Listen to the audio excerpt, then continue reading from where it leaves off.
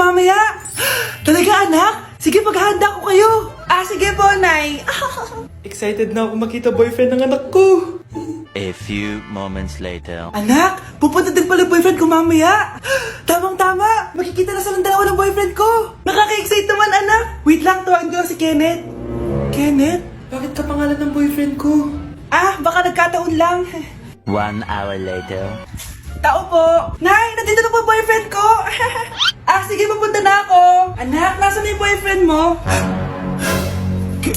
Kenneth? Boyfriend mo to, anak? Opo, Nay. Siya po yung sinasabi ko sa inyo. Ha? Boyfriend ko din to eh. Ha?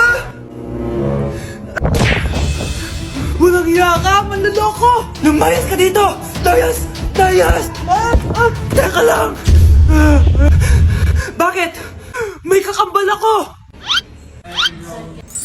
Siya yung boyfriend mo, tita. Parehas Kenneth yung pangalan namin. Yun naman pala, Nay eh. Sorry.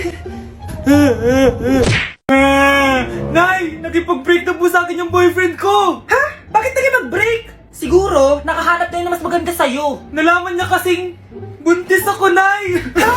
Buntis ka? Ano bang ginagawa mo sa buhay mo? Sorry, Nay. Malapit na akong manganak. Lumayas ka dito! Hindi na kita anak! Layas! Managinip lang pala. Babe, paano ka? Hindi ka nakapag-break sa akin?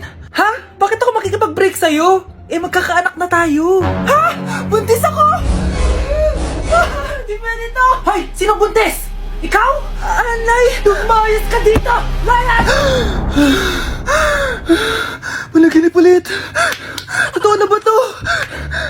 Gising ka na pala. Nasaan yung boyfriend ko, Nay? Alam mo yung sasabi mo? Wala ka namang jowa. Boyfriend? Ha? Alam, wala.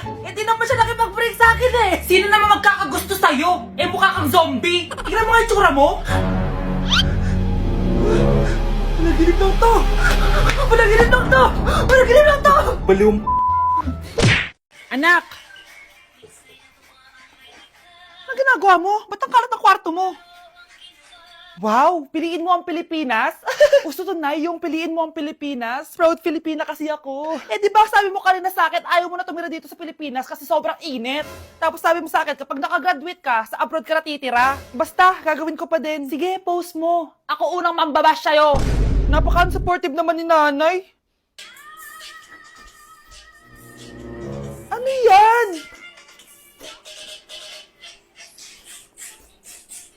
Kailan pa lagi sayaw yan? Di ba transition yan? Eto na po kasi uso ngayon, Nay eh. Puro kayo sabay sa uso. Akala nyo maganda. Mukha lang kayo nakakatawa. Basher talaga tong si Nanay.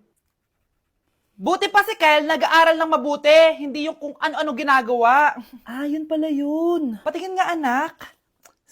Sanananan. Tatak. Ano to, anak? Lyrics po ng Asoka, Nay. Puro kayo Asoka! Sanananan. Ang galing talaga ni Nanay. Jari paban. Di na ako natutuwa sa inyo, ha? Number 3. Ano ang pinupuntahan sa Bohol? Ma'am. Yes ka. Nasa 200 pesos to eh. Resort, ma'am? Anong resort, ha? Chocolate Hills yun! Umayos na kayo, ha? Ano ang pambansang pagkain? Ano yung pambansang pagkain? Ma'am, favorite ko yan. Sige, Samantha. Napaka-basic naman neto. Tanghulo, ma'am. Pinaglolo ko na ba ako dito, ha? Puro kasi kayo TikTok. Adik na kayo. Ang sarap kaya nun, ma'am. Try nyo kaya. Ang pambansang pagkain natin ay adobo, hindi tanghulo. Gawin kitang tanghuli dyan eh. Okay, kakalma na ako, ha? Ang makakasagot neto, perfect na sa exam. Ano ang pambansang laro natin? Pag nasagot ko to, mas mataas na yung score ko kay Samantha. Ma'am! Scarlett, umayos ka na, ha? Sige. Ang pambansang laro natin ay 8-ball pool. Anong 8-ball pool? Ornis yun! Perfect ka na sa akin! Perfect 0! Mali ka, ma'am. Halos lahat ng kakilala ko dito naggaganon. Yun yung pambansang laro natin. Oo, desisyon ako. Ayoko na. Magre-resign na ako. Nasaan na ba yung mga anak ko? Mga anak! Gising na kayo! Kuya, gising! Gising ka na, kuya! Ayaw mo gumising, ha? Gising! Kyle! Anong ginawa mo? Munda ka sa akin! Good morning, babe! Kamusta tulog mo? Eto, napanaginipan ko si Nicole. Sino si Nicole? Kapit mo yun, no? Aso namin yun, baliw. Kala ko may iba ka na eh. I love you, babe. Ano ba yan, ate? Ang aga-aga. Jowa inaatupag mo. Huwag ka nga epal. Ikaw nga puro aral eh. Humanap ka nga ng jowa mo. Kesa naman sa'yo, puro lande. Kaya puro kabagsak. Ang tagal bumaba ng mga ina. Sabing bumaba na kayo eh. Sabing bumaba na kayo. Manda kayo sa akin. Sabing bumaba na para kumain eh. Ilalak ko tong pinto. Huwag na kayong bababa. Lagot kayo. Yan, ang babagal nyo kasi. Kakausapin ko na lang yung baby ko. Ba't di pa kasi kayo bumaba? Gutom na ako. Bahala kayo dyan. Ang iingay nyo. Ay, nakaka-stress. Magti-tiktok na lang ako.